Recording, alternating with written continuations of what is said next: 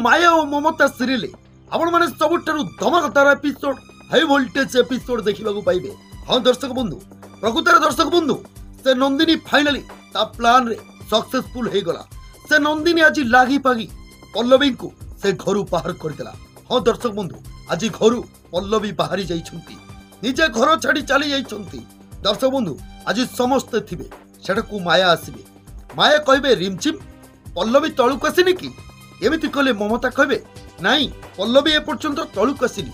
तो दर्शक बंधु, एमिति कहले रिमझिम कहबे पल्लवी आउ केबे भी तळुक आसीबनी। एमिति कहले ममता कहबे तळुक आसीबनी माने। दर्शक बंधु, रिमझिम कहबे पल्लवी घर छाड़ी सबुदिन पई चली जाइछि। तो दर्शक बंधु, ए कथा सुनी सारिबा परे समस्ते पूरा आश्चर्य होइजिबे।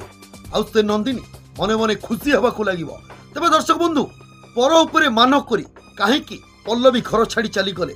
से नंदिनी प्रकृति में घर छाड़ी चली जावा कथा, पल्लवी काहेकि से घर छाड़ी चली गले। पल्लवी जदि घर छाड़ी चली जाइछंती तेबे कोन माया आउ आदर्श पल्लवी को पुणी थे घर को फेरे आनिबे ना माया और आदर्श आउ घर लोक समस्ते पल्लवी को भूल बुझिबे।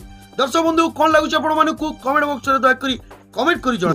सीरियल रे आगु को कोन घटुची जानिबा को चाहुतिले एबे ही हम चैनल को सब्सक्राइब करि दियंतु, काहेकि ना प्रत्येकटी अपडेट आम चैनल रे आमे अपलोड करूछु। आपण माने आम चैनल माध्यम रे प्रत्येकटी वीडियो